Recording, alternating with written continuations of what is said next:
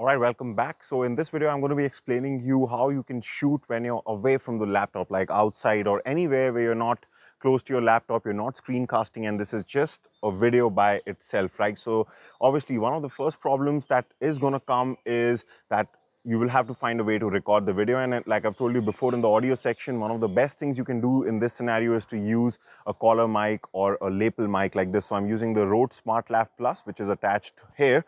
And right now, I'm recording. Even this audio that you're hearing right now is being recorded from here, and this is going into my smartphone, and I'm recording this using the Easy Voice Recorder app, just like I showed you before. Right now, there's just a couple of things. First of all, this mic, if I was actually shooting this, this wire would have to go from inside your t-shirt, and then you just put this phone inside your pocket. Okay, right now, just for ease purpose, I'm not doing that, but that's this wire should not really be seen in your video. So this goes from the inside and the phone goes in your pocket. The second issue is that right now you can see that I'm using a DSLR which is mounted on a tripod, right? This is ultimately what is going to record my actual video once we take the angle behind and I show you how to use this camera.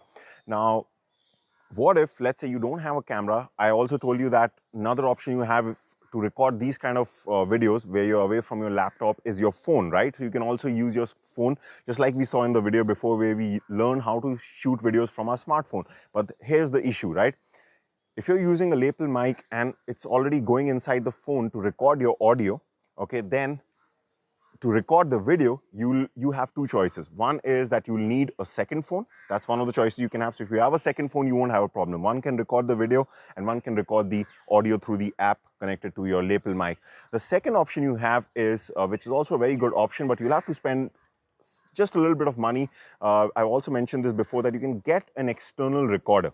Okay, if you buy an external recorder, for example, I have the Zoom H1N Plus, then you can also connect your lapel mic like the Rode SmartLav Plus to this recorder. So instead of the smartphone, you're using a dedicated external recorder to record your audio, and this has two advantages. The first advantage is that dedicated external recorders like this, they will drastically improve your audio quality as opposed to recording from a smartphone. This was one of the best investments I made, which has really improved my audio quality in my courses. But like I said, this, for example, the Zoom H1N costs around 7,500 rupees, but it's totally worth it if you want to go for it. The second advantage for that is that, one of your smartphone, obviously, like your smartphone frees up, right? So you can even use your smartphone if you don't have a camera for recording videos, and the audio is recorded by this, so you don't have to have two smartphones. So just thought I'll mention this point also. Is not a complete necessity when you're starting out, but if you're facing any of these issues, this is definitely one of the options, right?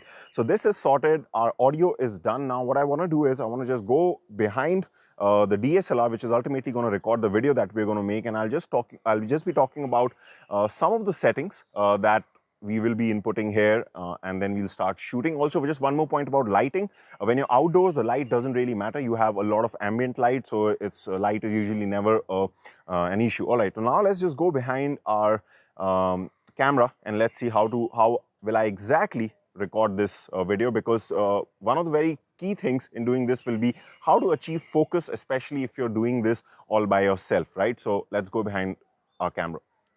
All right, so this is our DSLR, and one of the first things that we're going to be doing here is that we will first of all make sure that the resolution that we select, that is going to be very important. That will determine how the quality of your video is. So we're going to set the resolution of the video that we're ultimately going to shoot. And now I'm showing this on a Nikon D5500 DSLR like this. The exact procedure will slightly vary for each camera, for each model also within the brand, but roughly you're going to go into your main menu, find something which is related to the shooting menu and movie settings, and there you'll find something called as either resolution or frame size and frame rate. You're going to select that and make sure that this is set to 1920 into 1080. This is the actual technical name for the full HD resolution that we've been seeing all this while. So 1920 by 1080. Sometimes it can also be called just 1080p, or it'll be mentioned FHD, which stands for full HD, okay, high definition. And Under this frame rate, you're going to find different couple of options like 50, 30, 24. You don't have to really understand. Like I'll be talking soon about my main videography course. That is a separate course where all this kind of, you can learn more about this in detail. But basically, if you see numbers like 24, 30, right now what you can do is you can select full HD with 24 number. Okay, that means 24 frames per second. This basically is telling your camera how many frames per second should be recorded when your video is going on, okay? And 24 frames per second is like, you can right now consider in a very basic way, is the standard format of shooting videos. It just results in very natural looking videos. That's all you have to know. You really don't have to know what frames per second of FPS actually is right now. So I'm just going to select full HD with 24, okay? So make sure that is selected, and then, you know, I can just switch on my camera like this. Now, your DSLR specifically, or, you know, gives you a lot of options in shooting different modes like manual mode, aperture priority mode, shutter priority mode, and which are, you know, assigned with all these labels or these alphabets that you can see here. Now, just for the ease here, we're just simply going to select the auto mode, okay? Because you're a beginner, I'm assuming you don't know anything about photography and videography. And like I said, I'll soon be talking about my videography course where all this is taught in detail, okay, but not right now. Right now, we're just simply going to set this to auto, okay, this dial to auto, so that the camera will do most of its job. And now the important thing is, how do we focus, okay? So the technique I like to use, because ultimately I'm going to go in front of this camera and I have to stand there. And how will I tell this camera that focus on me? Just like in the smartphone video, we just touched on the chair, right, where I was going to sit. But this time it's slightly more complex because this is an open environment. We don't have any particular spot where we're going to stand there. So what I like to do is I like to use something called as a remote shutter release remote, which looks something like this. And what this allows you to do is that once I go onto my camera here, there's an option, and every DSLR has this. You can just select. You'll have to find this out from your manual for your model, how do you do it. But basically, you can select and tell your camera that you want to use a remote shutter. Instead of a remote shutter, you can also, these days, you get apps which act on smartphones which act as remote shutters. And what this does is that it allows me to go, like you'll be seeing, it allows me to go far and just take a shot, okay, so that the focus is set on that particular place. So let's do this. So I have selected the release mode on this camera. Now I'll just go in front. And I'll just take a shot by pressing this button on this remote shutter like this. And now what has happened is that this camera has taken my shot. So if I just come back here to the camera, what you'll find is I just have to make sure, if I just open this up, okay, all I have to just see is, yeah, I am coming sharp in this video. So that's all I have to worry about. And now, so another thing I did, and you have to do, is that when I went there and I took this shot, I actually marked the exact location. I just saw down and I just like kind of saw that there was some marker which will just tell me that I now have to go exactly at the same location and stand there back. Because what has happened is that the focus of this camera right now is exactly at that place where we took the shot.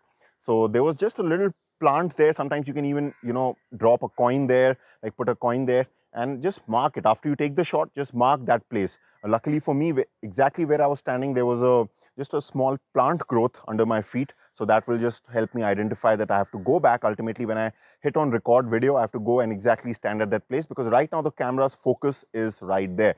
So all I have to do now is I have to simply hit on press record button on top, and you can see the video is starting to get recorded. Now I just have to go to the exact same place where I took the shot, because the focus is already there and my job will be done. So I'll go there. And now is the time where I would, you know, my audio is already going on because I was recording this audio for the other part of the video where I was showing you everything. But ultimately now is the part where you'll put on your mic, you'll start the Easy Recorder app, and you'll hit record. So your audio gets recorded, your video is already getting recorded. And later on, what is happening is that this audio is a separate file now, which is going to be transferred from your smartphone to your laptop. And there's a second audio being recorded from this DSLR that you're seeing. Okay, the DSLR that is shooting this particular video where we just pressed record. And both these audios will be synced later on in editing, so that we can sync this video and audio together so that it just merges into one video file. So this is how easy it is to record videos from your DSLRs, mirrorless cameras, or semi DSLRs, or any other kind of those big cameras if you don't want to use your phone. So we'll see more of this when we go back into our laptop.